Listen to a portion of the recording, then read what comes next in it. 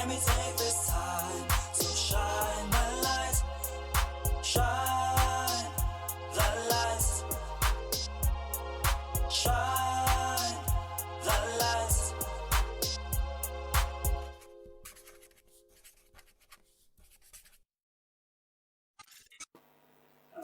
You understand? Of course I do. My brother, Tabani Msu. Yo.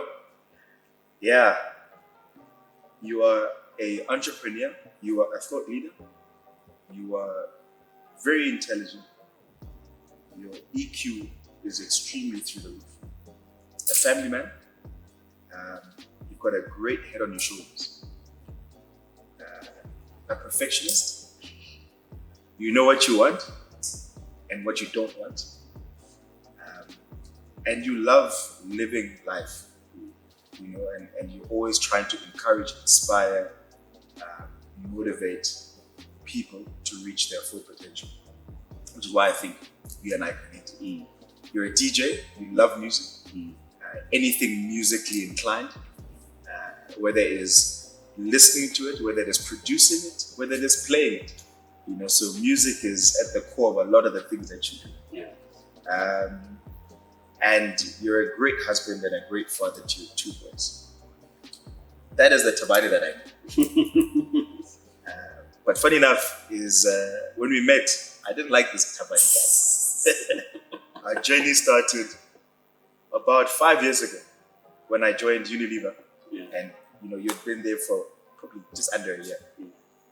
And I saw this guy who was never at his desk. You were always talking to people. And I always ask myself, when does this guy get around to doing work? Yeah. And the time that I want to engage you, you were just not available. And then we happened to be in many meetings together. And I'll never forget how you take charge of the meeting when decisions weren't being made. You'd come to a point where you just get frustrated that we're not getting to the point. Yeah. And then you just take over the meeting. And then I'd ask myself, who does this guy think he is? But what was always clear to me is that you were very direct, you were very intent, and you knew why you were doing what you were doing, and why you were saying what you were saying. And later, as I got to know you, I realized that you and I are different, but we're the same. Which is, at the end of the day, we want things just to happen. There comes a time when people talk, and there comes a time when people just action. And I think that's one of the things that really drew me to you. So that is Tabani Msomi that I know. DJ Ndaya. The Zulu man. Yeah, which is what you always called Which I always called at that time. Yeah. Very interesting. I wouldn't have opened that way, but I think from my side, I met Michael before I met Michael, right? So you were introduced to the organization. They sent out at Unilever when we met. They sent obviously an email, an announcement. Michael will be joining the organization, and there was a picture that they showed, right? And this picture, you're wearing a suit, and you're looking out into the distance, or really posing in the picture. Look like you're posing in the picture. And I thought to myself, this guy, he's worked at SAP. He dresses like this. So he's one of those party freaks. Like he's just that guy. And then when you finally got into the organization, even though I had a lot of things that I wanted to obviously warn you about, I think in joining the organization, my first view was, I made a sort of like a decision to say, look, this guy probably won't want to hear from me because he probably thinks he knows everything. Judging from his picture, he's those guys, So I'll just leave him be. He's going into a storm, but it's not my place, And I think that's why for the first 6 months or so, we never really connected. We would be in meetings and then just move on. But obviously the Michael that I got to know is very intelligent, like as you have said to me, but very articulate. I was thoroughly impressed in terms of how you are able to talk and be clear and get people around you to listen to what you say, and in a very logical manner, which is something that obviously I always aspired for myself. And secondly, how you just easily make friends with people. Just like you speak to someone, and even to this day, I'd ask you, so who's that, and how long have you known them? And you're like, I just met them today, and I'm like, what the hell is this guy talking about? It's as if you've known this person for a very long time, and it also shows, because for you it wasn't even with just your peers, but it was even people who were above you, like, from a leadership perspective. And then the other piece that I've gotten to know is about your faith and how strong it is, which has really impressed me in terms of the depth of the person that you are, how you care about people. So not just you genuinely care for them. It's not a thing of I need to get something out of them, etc. Which I'll allude to later on in terms of when we talk about your journey into entrepreneurship. But I'm a happily married man, to a very loving wife. I think the love you have for your wife is quite impressive. I think you've shown it to me, and I've learned things that I've now started implementing in my relationship. I think highly regarded by people that work with you and who have worked, especially underneath you, reporting into you. I think you build solid relationships. An entrepreneur. Always been an entrepreneur. I saw it before you saw it in yourself, but always been an entrepreneur in the way you think, in the way you approach things, even within the corporate sphere. And when you moved to Perma, for me, I was like, okay, this is the perfect role, because it touches on all these elements: engaging with people, having that entrepreneurship mindset and entrepreneurship spirit, and then also being able to develop people. So yeah, that's the Michael. That's for me is my perspective of Michael. I'm just gonna disclaim. Yeah. Because you spoke about this picture that's circulated at Unilever, and we'll show it on and I just want people to know that picture is not a picture that I sent. So what happened is, as the communication was being put together, they went onto Facebook to find a picture of me, and that's the picture that they chose. So I saw that picture for the first time when they then sent me the email that they communicated with the business, and then I was like, out of any picture they could have chosen, why would they have chosen this one? So hence why I understand the perception it created about me, but nonetheless, it's a picture I took, and it is what it is. It is what it is. I think it really drove a lot of my decisions around yourself. Right.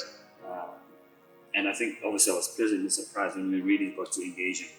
I think that's why we were able to build the relationship that we had. I think it was quite surprising. I don't know for you, but for me it definitely was. And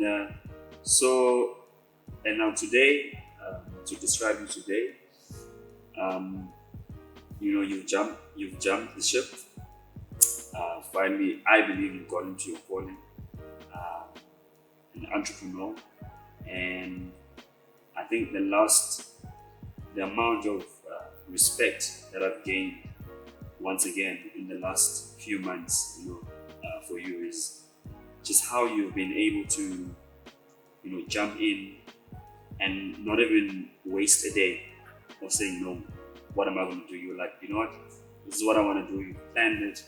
I think you have. I thought I had meetings, a lot of meetings. You did.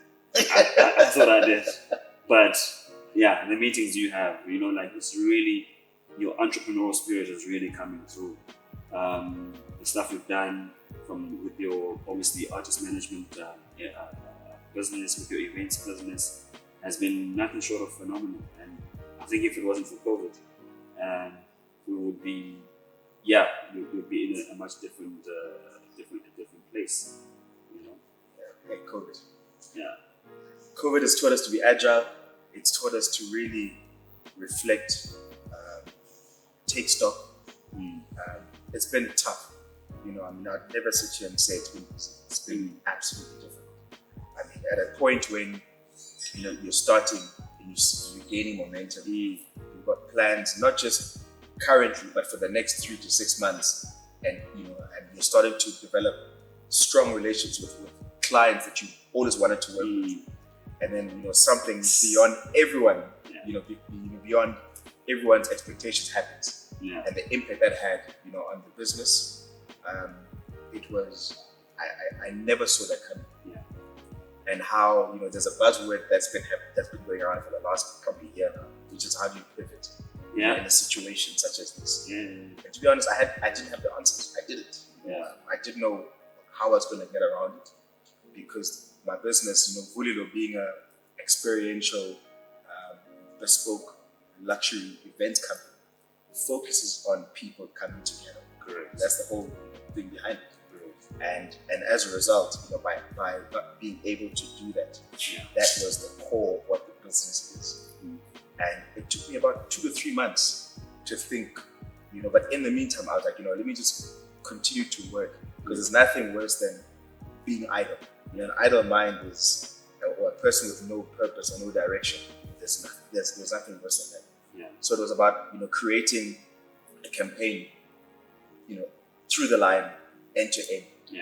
And that was my plan. I was like, how do I keep myself busy?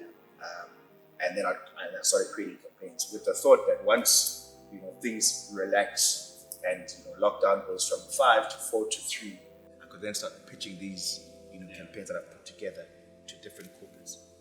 But at the same time, what I didn't understand is that corporates would have slashed budgets, and even though they think that their ideas are great or the campaign is great, they just don't have the budget for it.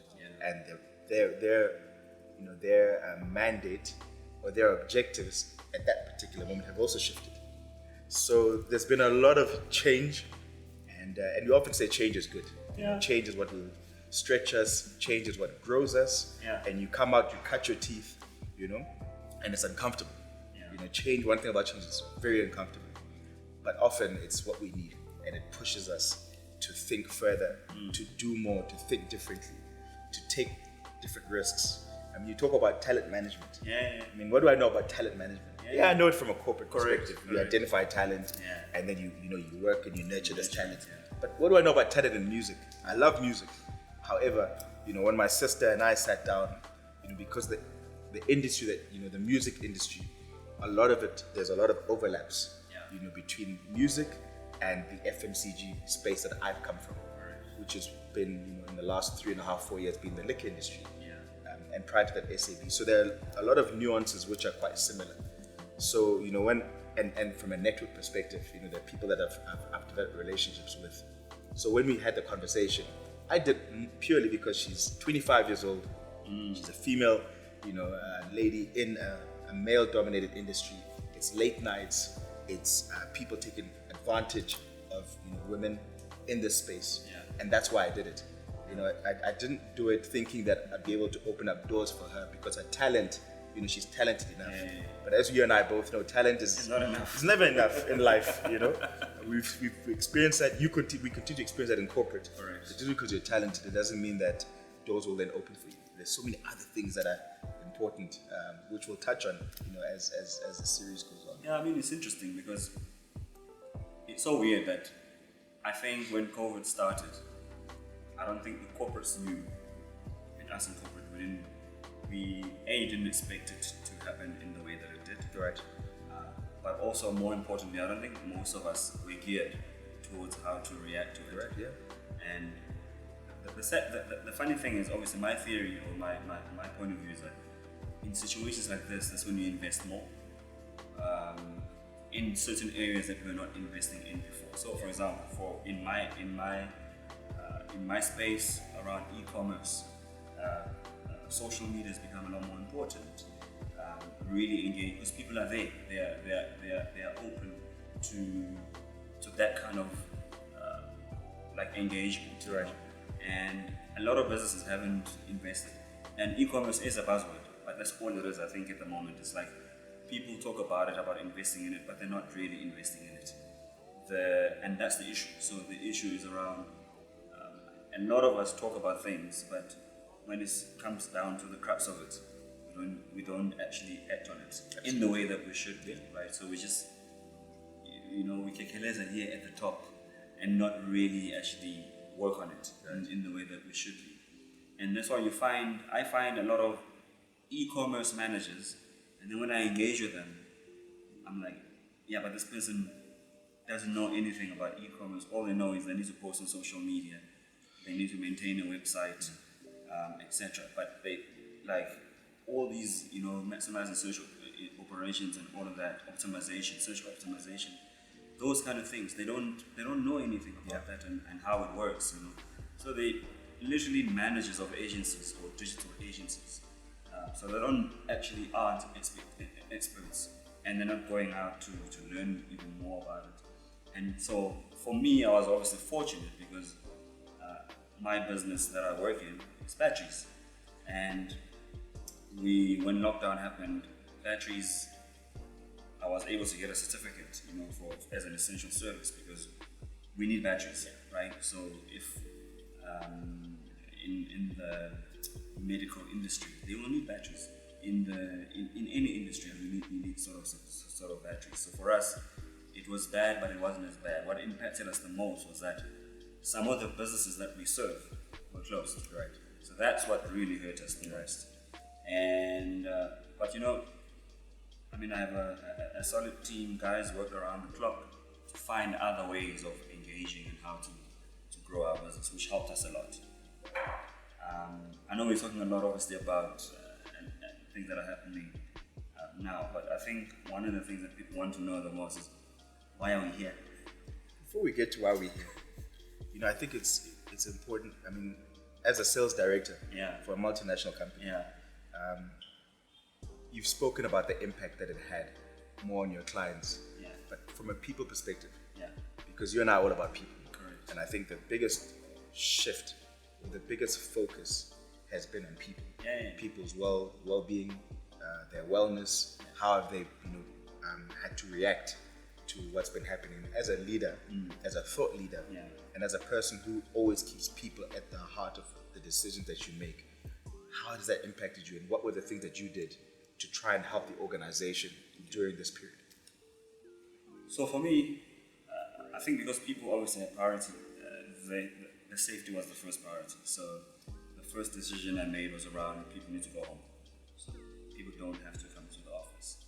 And in terms of costs, I basically, we cover some of obviously the cost of the Wi-Fi or the internet usage. We cover that cost as a business.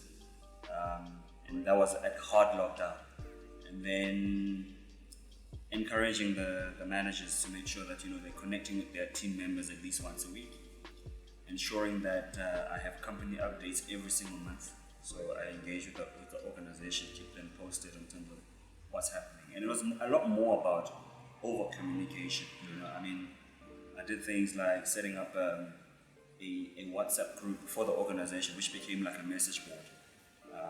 But obviously, I became the admin and I muted everyone else. No one could comment because you know how WhatsApp groups would go. So what I did was I then just, if any information I had or any update that I had, I would post on there or send in a group email to everyone. And we really focused. I got the team to really focus on something new, which was e-commerce. Really driving that part of the business harder. How is your e-commerce in your businesses? In most businesses, I think e-commerce is around %. And so now the job is, how do you move from 1 to 2 to 3 to 4 to 5 and that becomes a much bigger core of your business, because I think directionally that's where we're going. So for me, the well-being was more around people at home. So how do we engage with them? We had things like e-coffee sessions. So I would set up a meeting with some groups of people and have a coffee conversation. Don't talk about work. Don't talk about anything else. Just talk smack, because when you're in the office, there are those moments where people do that. So, and because you're at home, either with your kids, you're frustrated, etc. So you need that sort of outlet. And I'm glad that no one was no children from for my team as a result, because you could sense the frustration, but having that outlet helps. Right. And really them not having to stress about, okay, now I'm working from home, what happens to the data, what happens to that, really helped them. And I think it just helped in terms of easing some of the burdens. Now I'm stuck in a situation where I have to balance the two. There are people who want to come back to the office, and there are people who have realized that they enjoy working at home more. Right. So now I need to I'm re-looking that process in terms of what is the future of the office going to look like. What's the way forward? Yeah, and it's in my head it's going to be a combination of the two. So it's not going to be an absolute everyone comes back to the office, Right. but it's also not going to be an absolute everyone works from home, because there are those who want to come to the office. And in recent months, what I've done is put obviously a calendar together where, like, I'm saying I can't have more than 30% of the people in the office at a time. So people can come to the office, but there's a schedule, a daily schedule of who will come, and people have chosen the days that they want to come in, and I've kept it at 30%. So some people do come when they want to come on their designated days, and I think that helps as well. Right? It's good to get away from some of the challenges. That's been for me. Yeah. How I've worked around that. Okay. Which, I don't know. Only my team can say whether that's working really well. Whether it's been impactful or not. Exactly. Yeah. But yeah. Okay. So. No, I think just how you've approached this continues to show me, just the type of leader that you are. That you don't wait for things to happen, but you rather take the lead. And every time it's always thinking about the people. Correct. Because without the people, there's no organization. So you asked the question about why are we here? Yeah. So, I think if we take a step back, Tabani and I, we mentor 3, 4, 5 people at a time. And this is something that we realized in our journey when we worked at Unilever. Yeah. Because we struggled to connect, because either we were in meetings, and if we weren't in meetings, we would connect with people that we worked with, or with our teams. But I often found him roaming around. I say roaming, it sounds really bad, but I'd often find him, never at his desk. He'd always be somewhere having a catch up with someone. And I always ask myself, what is this guy always talking about? Because he's not talking about work. It was very clear to me, But then afterwards, as we started to engage, I realized that a lot of people would come to you, for advice, whether they were in your team, in a different team, in a different department, but they just felt comfortable to engage you. Yes. And that's when I realized that, there's somebody like me, looks very differently packaged. And I think one thing that I struggled, and we're going to talk about personal branding. Yeah. What I struggled the most was, how you used to come to work. Yeah. I mean, you used to come to work in jeans, all-stars, and a golf shirt. Yeah. Which I was told not to wear today, by the way. Yeah, no, I told him. I specifically said to him, this man cannot wear a golf shirt because he's always golf shirt all the time, and it'll be clipped up all the way to his neck. And, I came from a different school of thought. I came dressed very differently. And it was largely due to two things. Firstly, I lived in Joburg, you lived in Durban. Yep. So I was commuting. Correct. Flying in on a Tuesday, then fly back on a Friday. Yeah. And, I could never see myself at the airport going through check-in, and I'm going to work. It's 6 o'clock in the morning, and here I am in all-stars, jeans, and a golf shirt. That just never resonated with me.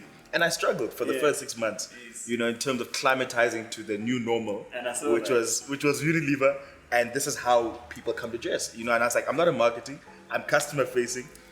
There's no way I can dress like this. But I saw that as well, right? Because that was we had those conversations. Exactly, because I was like, but this guy, like, we're all chilled out here, and he's here wearing formal shoes, formal pants, and a shirt. Yeah. Like, what the hell? I mean, everyone, you look almost overdressed. Right.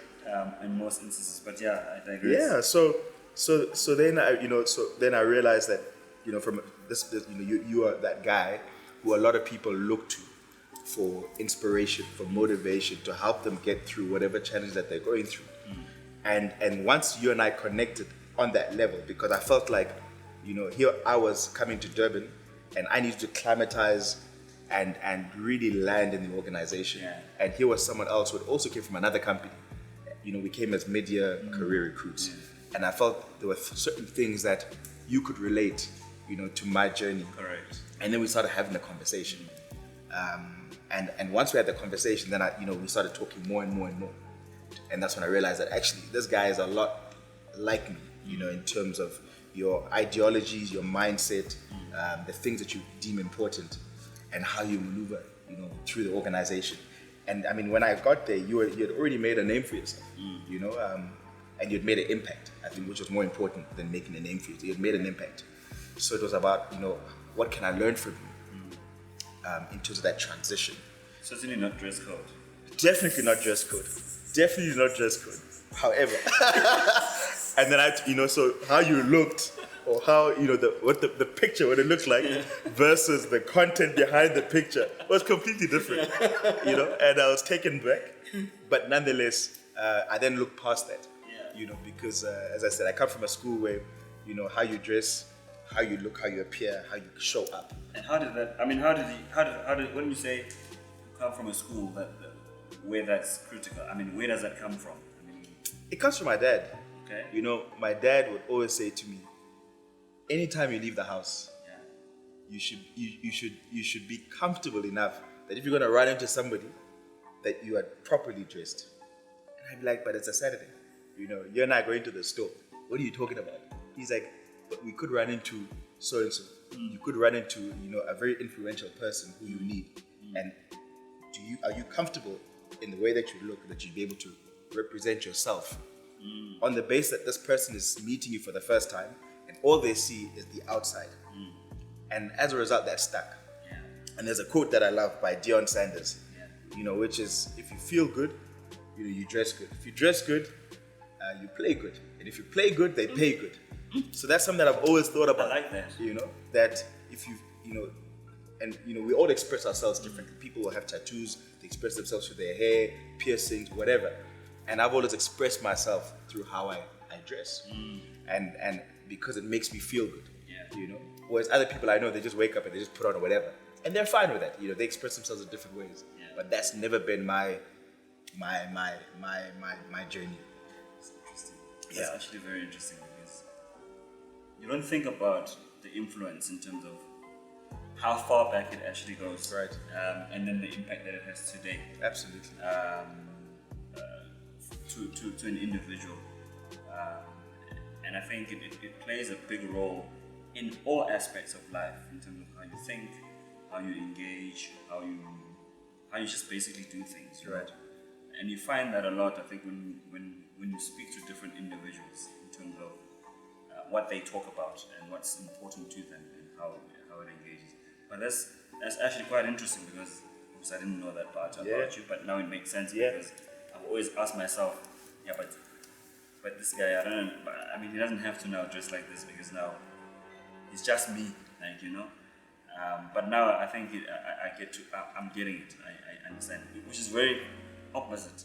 Which is what I want to understand. what I have, absolutely. Right? You tell us why you dress the way that you dress. In my mind, I dress well. But it doesn't matter. So when I grew up, especially when I was a kid, my mother bought me clothes, right? And they were always like on the cusp of being very formal. Okay. Right. So it was like a chinos before people knew about chinos, right. And a formal shirt, and so for me, when I reached teenagehood, it was always about rebelling, because I always wanted to be an individual. No one should determine in terms of what I should do and how I should do it. Right. And it's the Zulu in you as well. Exactly, it's the Zulu in me as well, right? And I'm a Zulu man. 100%. So then what happened was, as I grew up, when I was, contrary to people's belief, like when I was 16, 17, I was one of the first people to have blonde hair, right? Remember Drew Hill? That group? There was that guy with blonde hair. I did that when I was 17. I did that. When that song Tell Me came out, I was like... You were that guy. Now, imagine now you're in the hood and you just see this guy with silver hair or whatever, blonde hair, like proper blonde, not ginger, blonde hair, and the hair straight. Because that's what the hair looked like. You're right. So I did that. Cisco, exactly. And I insisted people call me that. Call you what? Cisco. Oh, they called you Cisco. Yeah. The golden child. Yeah. So then after that, I moved on and I dyed my hair. And then when I finished high school, I cut it off, and then I grew, and then I started dreadlocks. And then I was like, no more dreadlocks don't make sense to me. So I dyed my dreadlocks blonde. Wow. And then I had dreads up to here. I don't have hair anymore, but I had dreads up to here with blonde tips. Wow. In my high school career. Fighting guy. And then before I started working for that year, I cut the dreads off and I had an afro. Remember R. Kelly when he was doing those? The cornrows. The cornrows. Yes. I had blonde cornrows. So you went blonde. Blonde was your color. Because it stood out. It was a rebellious color. No one and everyone was like, yeah, but you know, just leave the hair black, you know, and I didn't want to do that because I was like, no one will tell me what to do. I must do what I want when I want to and how I want to do it. And then unfortunately, obviously, work came in, and when I got a job, then I painfully had to cut my hair short so that I could go for interviews. I mean, imagine rocking up blonde hair at interviews. So never get hired. Exactly. Yeah. So, and then from then obviously I became sort of somewhat normal. But then I had to find another way to rebel against the norm. So for example, at work, at P&G, it was a joke. The uniform at P&G was black. So everyone had a black suit, and they either wore a blue shirt or a blue or a white shirt. Okay. So that was a suit. When you look at some pictures of me in meetings, everyone is dressed in black and I'm wearing a brown suit. Wow. You know? And when I started, sometimes the coordination didn't make sense because you have blue pants, a yellow shirt with a checkered yellow shirt and a brown tie with some funny trees on it. It's color blocking, man. You were fine. Yeah, before color blocking was a thing, I was that guy. And then so when I grew up and then came to Unilever, I was like, so for me, I don't have to prove to anyone that I can do what I can do. Right? I've proven myself in my previous organization, and I've proven myself at Unilever. So I will dress the way I want to dress. And it turned out to my favorite dress code became All Stars, jeans, and a gold shirt. I think I have about 12 or 13 All Stars. I think at some point you didn't even think I had any other. No, I thought you had one pair, which you were just wearing every single day. And I'm like, this guy gets paid well. That's why I'm wearing these shoes today, just to prove my point that I have more than just All Stars. But that's why. So then it was more of a rebellious kind of thing, for me, and that's so, which is very opposite to what to your thing. For me, it still delivered that if you feel good, then you what did you say? If you feel good. If you feel good, you dress good. If you dress good, you play good. If you play good, they pay good. Yeah, I just need the last part, but I think I play good. Fantastic. All right, so welcome to The Light. And if you really enjoy the conversations that Taban and I have been having, and you felt that it resonated with you in your journey, in what it is that you're trying to achieve, then please subscribe. You can subscribe below to The Light. Once you're done subscribing, Taban, what can they do? You need to hit the bell button, so you get notification every single time we have a new video that pops up. And then once you've done that, like it, share it with people that you care about, people that you work with, people that you inspire, people that you want to grow from. Just share it with the world. And more importantly, please, comment and tell us what you liked about the show. What are the sort of other things that you would like us to discuss going forward with the show? Fantastic. And then hopefully we can add value to your life, just like you're adding value to ours. And don't late, guys.